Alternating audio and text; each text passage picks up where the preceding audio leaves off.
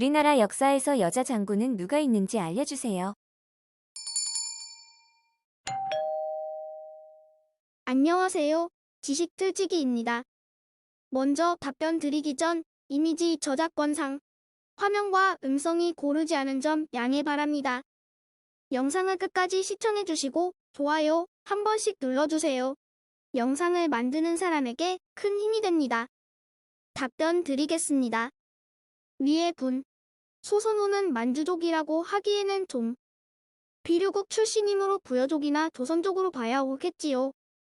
여걸 소선호에 대한 간략한 정보자료 2005-74, 오후 7417 대한민족 역사 한류 소선호는 단재 신채호 선생의 조선고사에 의하면 조선사상 유일한 여성 창업자일 뿐 아니라 곧 고구려, 백제 두 나라를 건설한 사람이었다.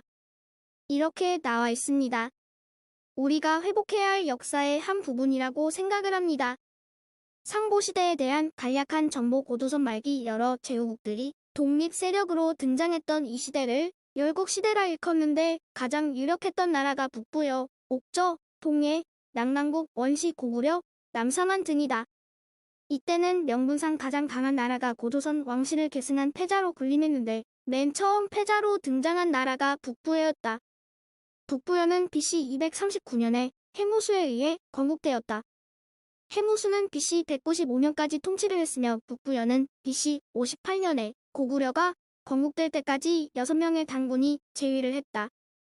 해무수는 중국의 진시황과 동시대인데 당시 진시황이 만리장성을 쌓은 것은 흉노뿐 아니라 북부여를 막기 위해서였다. 즉 만리장성 동쪽은 전부 우리 동방민족의 세력권이었던 것이다. 북부여의 6번째 장군인 공서 장군에게는 아들이 없고 소선호라는 딸이 있었다. 소선호와 결혼 사람이 바로 고구려를 건국한 고주몽성제다. 고주몽성제는 북부여를 계승해 오다가 BC 37년 고구려라고 국호를 바꾼다. 삼국사기에 보면 고구려 건국이 BC 37년, 백제는 BC 18년, 신라는 BC 57년이라 기록되어 있다. 그런데 본래 고구려 건국은 BC 58년이며 처음에는 다물이라는 연호를 썼다. 그런데 BC 37년에 국호를 고구려로 바꾸고 평막이라는 연호를 쓰게 되면서 이때부터를 고구려 건국으로 잡은 것이다.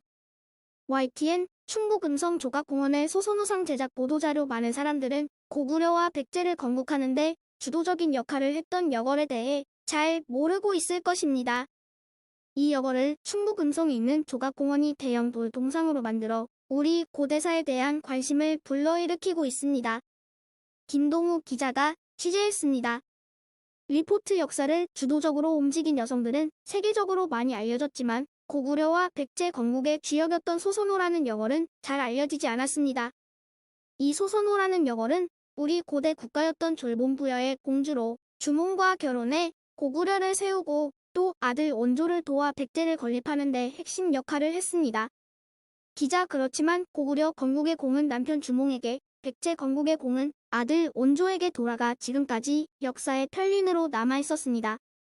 이런 이 소선호가 2000여 년 만에 높이 5m에 무게 30여 톤의 화강한 동상으로 우리 앞에 나타나 그 위용을 보여주고 있습니다.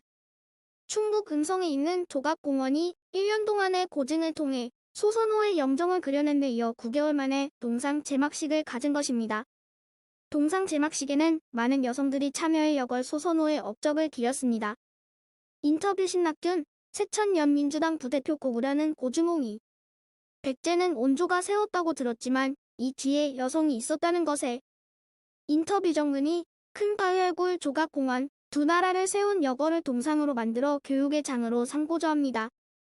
이번 고구려와 백제 건국의 주역 소선호의 동상 건립은 중국의 동북 공정 추진으로 고대사에 대한 관심과 재평가 노력이 절실한 시점에서 우리 고대 국가의 역사를 재확인하는 계기가 될 것으로 보입니다.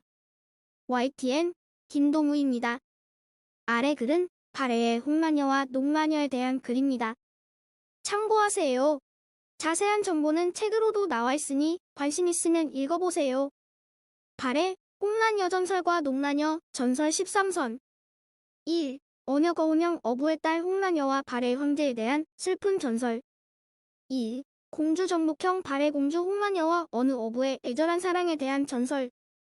3. 엄해음 탄양 발해 황제의 여동생에 대한 전설. 4. 여왕자 강산영 발해 황제를 큰 위기에서 구해주고 훗날 여동생 농마녀와 같이 거란과의 전쟁에 종군하여 대승을 거두며 큰 공을 세워 나라 사람들의 추대를 받아 여동생 농마녀와 함께 발해 여왕제로 즉위하는 여걸여걸에 대한 전설. 5. 홍란여 거란영 거란에 붙잡혀간 발해 태자 대호란을 구출하기 위해 홀로 거란에 들어가 태자 대호란을 구출한 홍란여에 대한 전설. 6. 홍라어 농라영 홍란여와 농마녀가 자매로 나오는 전설. 두 자매의 애절한 사랑에 관한 전설. 7. 홍란여 비무영 발해 공주 홍란여가 발해 황제의 원수와 무예를 겨루어 승리하고 또 그 원수를 용서한 이야기에 대한 전설. 8.